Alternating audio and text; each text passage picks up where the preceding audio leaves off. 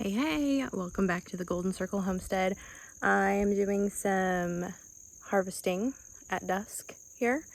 I've got like a whole pocket full of tomatoes, Romas, grape tomatoes, and some sun gold cherry tomatoes. So I've been collecting some of those and just kind of checking out what we have going on here.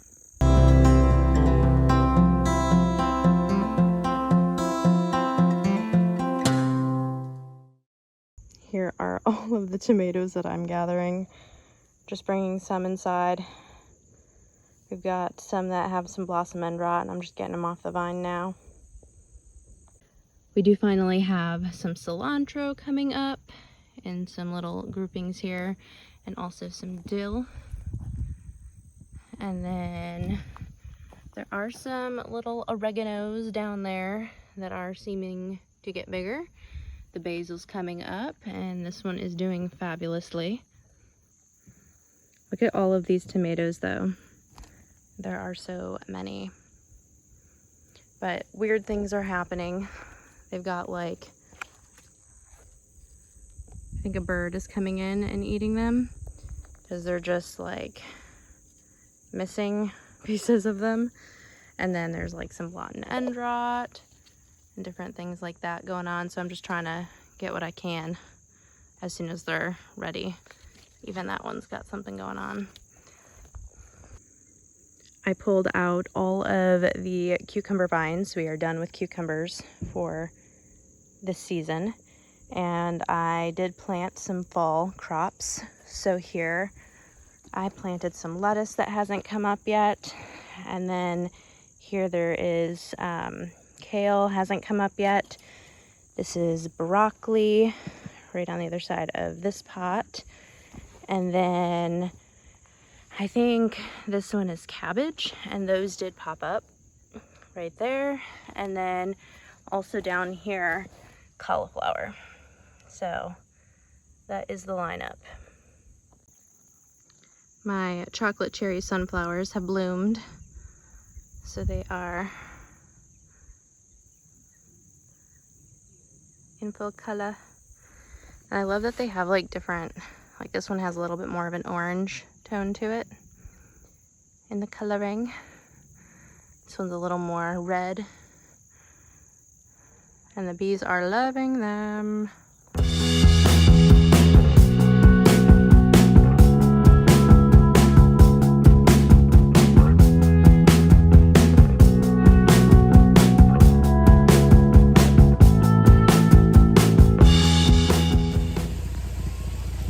So, oh my gosh, I thought you were going to spray me with that. How much water is it? So we're filling up our jugs here at our watering hole, the spring. Drinking water.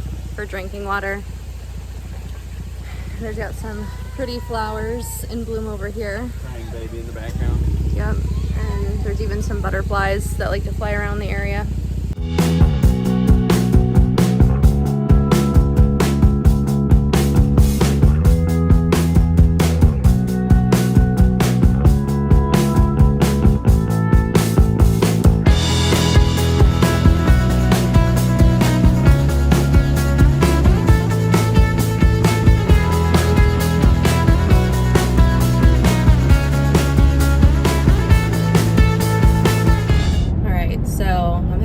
Time getting all of the footage for this video in one day, so we're going to be splicing it up a little bit.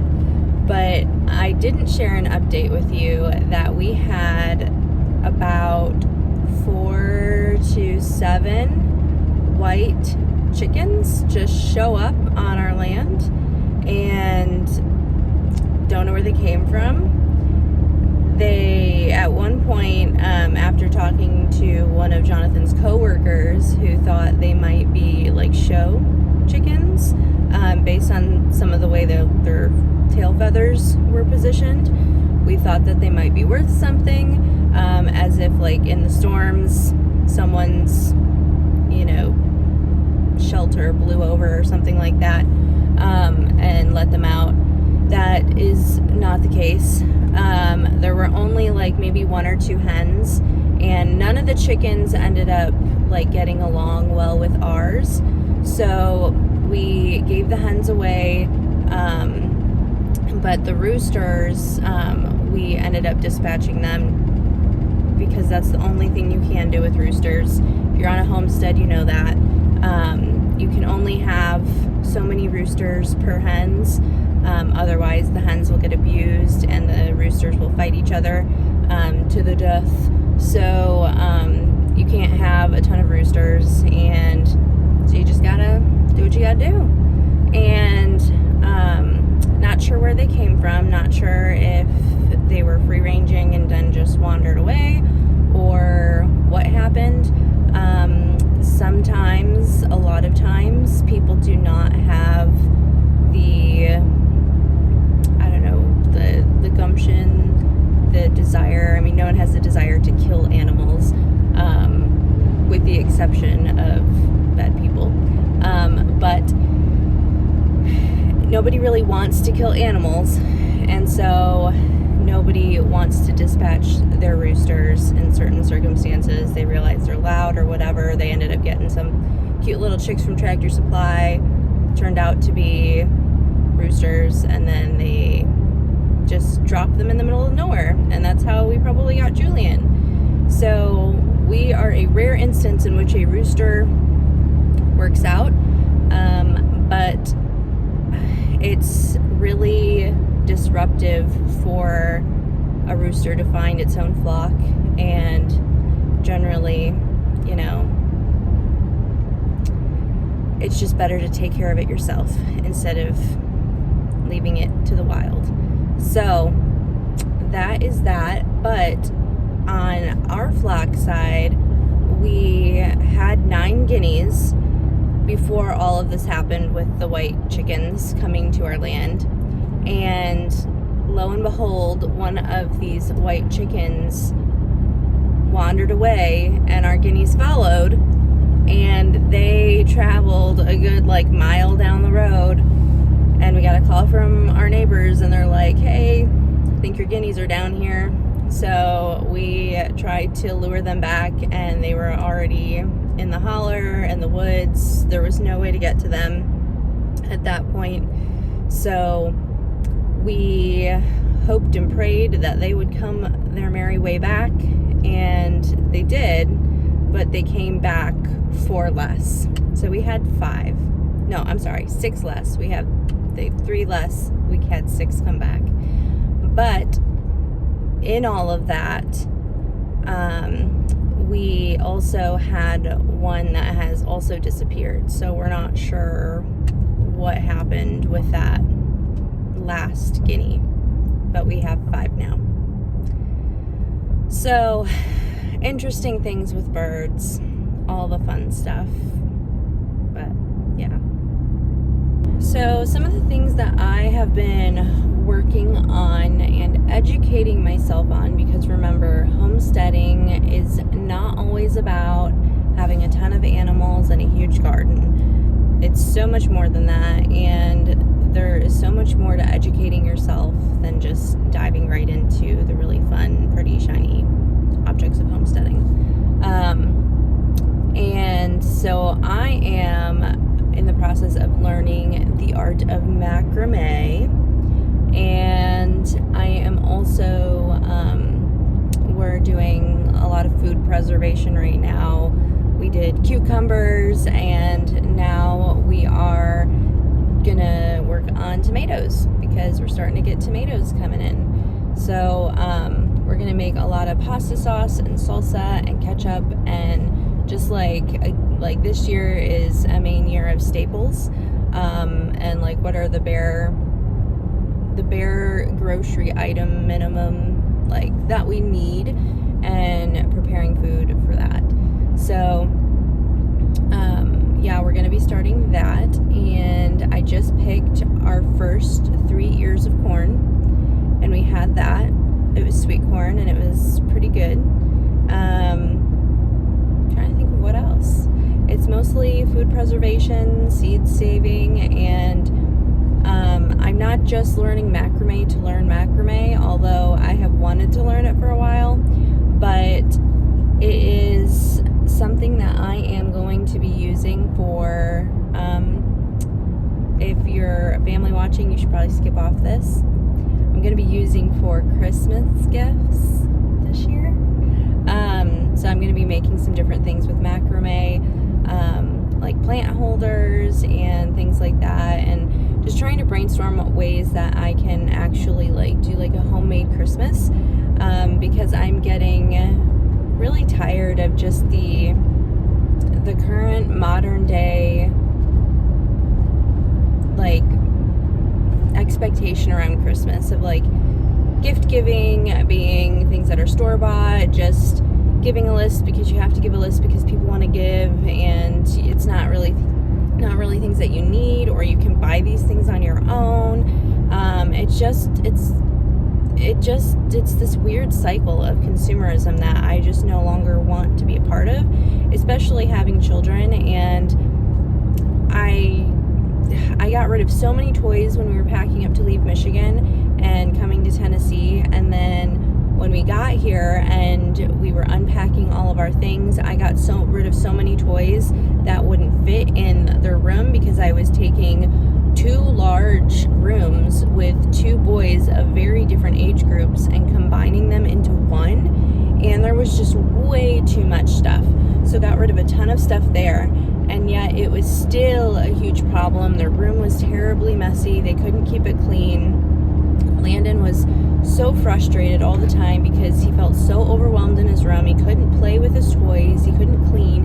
And it's like, what's the point? All of these toys are supposed to be fun and bringing him joy, but there are too many opportunities and too many things for him to pay attention to. It's like stimulation overload. So it makes way more sense to just have a few, and that way he can actually enjoy them and then rotate them out. I mean, he gets new toys every year anyway, so just getting rid of toys and really not bringing anything else into the house that isn't intentional, that doesn't, meet a need or whatever it might be. And see, things have been a lot better since I've done this 3rd round of cleaning out. The boys have been happier. They've enjoyed being in their room a lot more. They've been playing with different things, so all for that. But I'm trying to think of ways to brainstorm of things to make and things to put in like a little like homesteading, homemade gift basket, if you will, for Christmas this year. So I have some ideas. I will probably share them here. So if you want to see like tutorials for things, let me know as I'm sharing. I'm learning macrame, but I would be happy to do a tutorial of the DIYs of what I'm doing, once I've got kind of, it under wraps. So if that's something you're interested in, let me know. And then, yeah, I'm going to be making some preserves and things like that to put in there. So I'll be sharing that all with you. And if there's something that I'm not sharing that you want to see, let me know. The last update I wanted to share with you is something that has been going on behind the scenes for a while, but it's finally settled and is done where I can share. So, when we got the tractor, you haven't seen the tractor much, and you also haven't seen our business partner Skylar very much. And the biggest reason for that is in part because he doesn't like being filmed, but also because he's no longer a part of the business. So that is put on hold, and we're no longer moving forward in that direction. And one piece of that is there's just so much coming on to undeveloped land that on one hand it seems like, oh, this is great, like we'll just start a business and make some money, and like this is the reason why we got 40 acres, because if we were just homesteading, we wouldn't be on 40 acres. We would be on maybe like 10 or 15 at most. So you don't need that much land to actually homestead, but we were actually planning on ranching. So that's all just been put on hold because we've just had some different priorities and things that are going on and happening personally that we want want to take care of. So that's just been put on hold, and we're moving forward with prioritizing the homestead, getting it back there. And when money's coming out of every other which way, it's like you just got to focus on something. So our priorities are shifting as a result of that. But I am hoping that within the next year we'll have goats and pigs, but not on the grand scale of what we were planning for the business.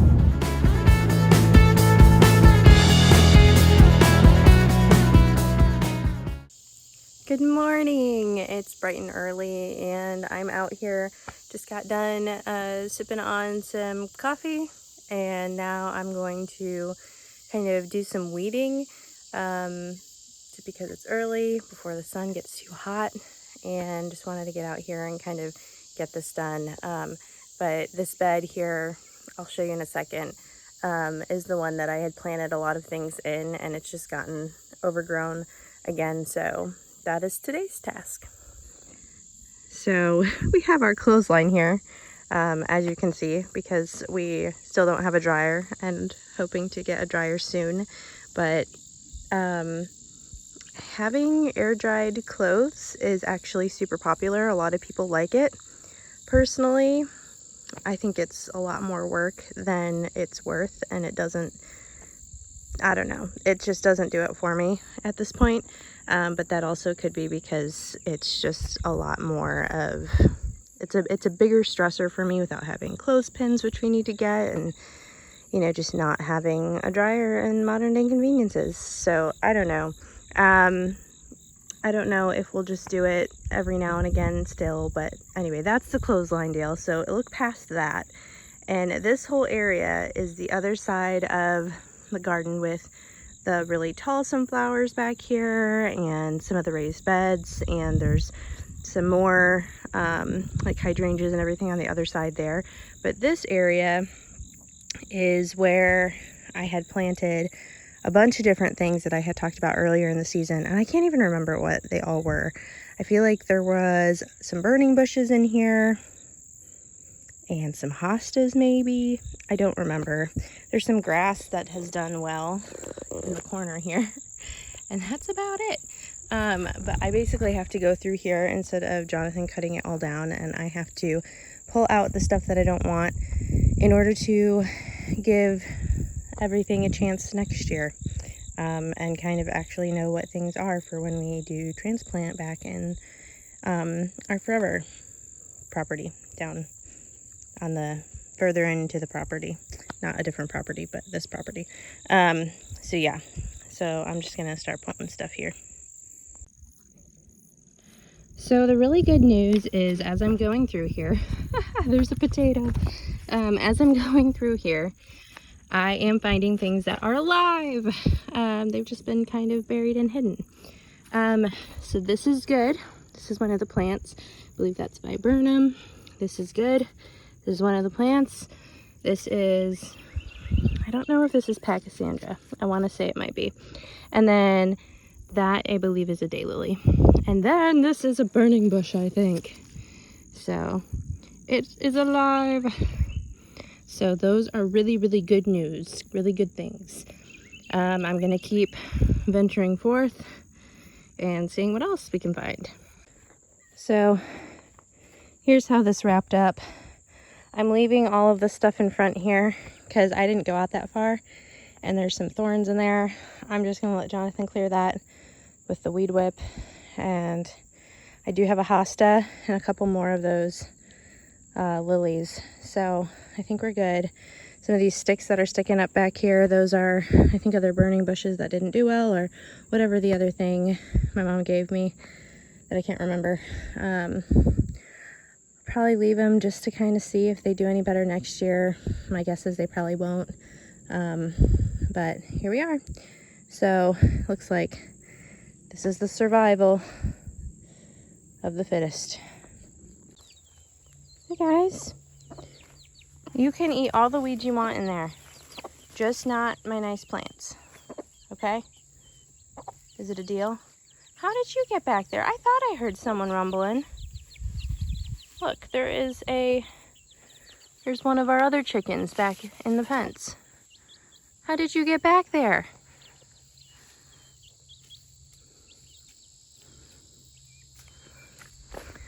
I wonder if there are any others of you, if you all are stuck back there or not.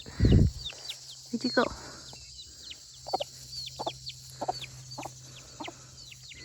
Bye, guys. Can you believe how big the chicks have gotten? Henriette is such a good mama. We have a bunch of wood. I think this is all the wood that we need for the winter. I'm pretty sure this is kind of where we're set at. And these were actually, I think they were like, I don't know, browns is probably not the right word, but basically there was a mill, like a lumber mill, kind of a few hours from us, that had all of these. And apparently it's common where they just get rid of them. And so you can come pick them up, and we got all of this for free, basically. Jonathan had to do some chopping, but aside from that, like, they were already like cut down, they were already, you know, in good shape. So that could be an option if you're looking for wood. I don't know if that's a southern thing or if you can find it, you know, more in the cities, but it could be an option for firewood. So this entire area has been cleared, and Jonathan has done a great job pushing it back more. We ended up getting, look at all those dragonflies. You can see them buzzing up above the panels. They do this often, and it makes me wonder if they think that the panels are reflective and it looks like water, but there's like just tons of them that will flock over here. Anyway, we ended up getting a sort of like weed whip with an actual like blade on the end of it to cut through the foliage. And that's how he's been kind of moving it down. As of now, we don't have a tractor. So we are working on saving for one. But yeah, that, and then we're also going to end up getting I think a bulldozer, having one of them come out to make our road all the way down to where we're actually going to be setting up our homestead. So that is the plan there. So just to showcase Jonathan's hard work, here's a full pan of everything that's been like cut down. And it is quite a big deal to say that we have grass, because we have been told by multiple people coming out here that we're never gonna grow anything. The soil's too rocky. And we didn't do anything. This is just here. Like, look at all that grass. So I think we will be just fine growing things for animals to eat. Carrots are starting to come in pretty nicely. Not super big tops yet, but there are some more that sprouted on the other side. And I'd like to end up getting more carrots. I might do a fall planting of those. We ended up having a predator attack a few days ago, and Jonathan thinks it was a bobcat, just by the sound of how big it was running through the woods. He didn't actually see it. But shortly after Julian was missing, none of our other chickens were at the time, but he was gone and he has not come back. So we're thinking that he sacrificed himself for the rest of the chickens.